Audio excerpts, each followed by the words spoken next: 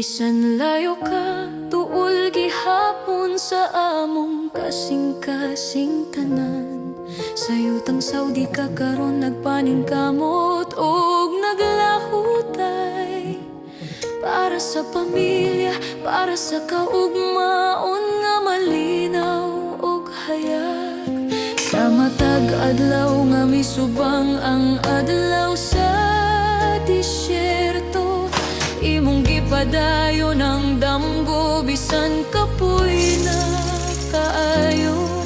Ang kahayag sa imong pahiyom among gihandom, bisan sa distansya ug manimo among madungog.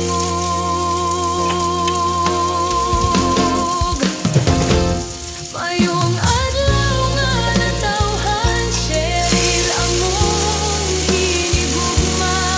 Ang among mga pag-ampo kanunay uban nimo dito sa layo nga yuta. Bisan unsa pa kalisod, ayaw gyud kalimti nga naami diri naghulat, nagmahal ug nagtuo kanimo pirme. Sa imong pagkabata hangtod karon nga nagdako na ka, daghan kaayong sakripisyo ang imong gidala-dala. Dili lalim ang pagbiya sa mga mahal sa kinabuhi.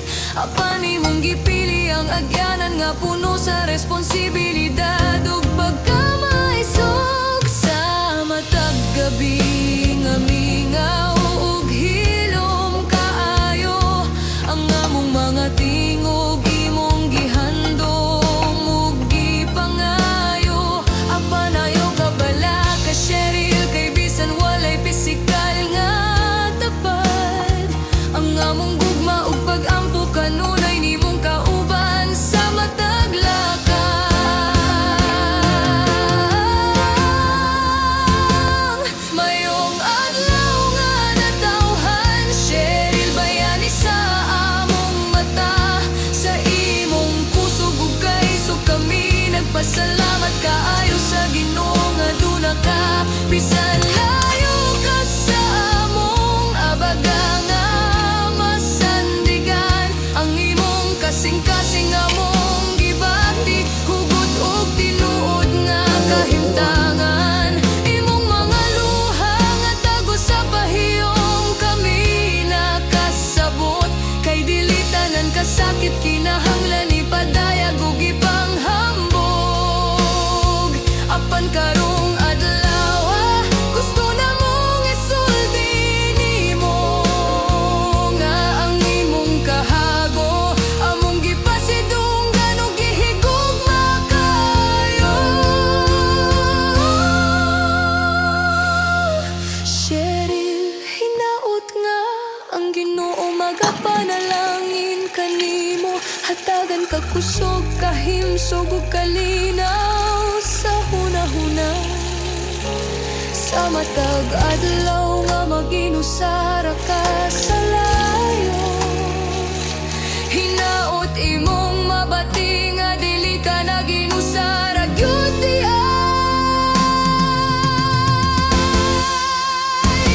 Ug kung moabot ang adlaw nga mobalik ka na, among ablihan ang among mga bukton nga puno sa kalipay ug paglaom. Ang tanan nimong sakripisyo dili masayang,